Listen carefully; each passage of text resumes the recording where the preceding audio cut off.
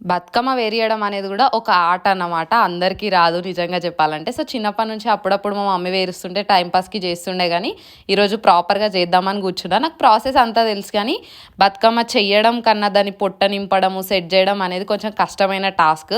So, first అయితే నేను ఇంకా గునుగ పూలు ఉంటాయి కదా! వీటిని తెంపి ఒక రౌండ్ పెట్టిన. స్టార్టింగ్ ఎవ్వరు బతుకమ్మ చేసినా కూడా గునుక పువ్వుతోనే స్టార్ట్ చేశారనమాట. ఇంకా దానిపైన యెల్లో కలర్ బావుంటది వైట్ మీద అని చెప్పేసి తంగేడు పువ్వు పెట్టిన. బతుకమ్మ మెయిన్ స్టిఫ్‌గా ఆగడం కోసం చేయాల్సిందయితే దాని పొట్ట నింపడం అనమాట. ఆ చెత్త అంతా ఏసి ఇట్లా నింపుతారు. దాంట్లో ఎంత స్ట్రాంగ్‌గా నింపితే అంత మంచిగా బతుకమ్మ ఆగుతదంట. సో, ఇట్లా ఇంకా గన్నేరు పూల దండ కూడా పెట్టేసి ఫైనల్‌గా చేసినా. కానీ లాస్ట్‌లో నాకు రాలేదు. అండ్ పైన పెట్టే పువ్వుని శిక్లమ్మ అంటారు.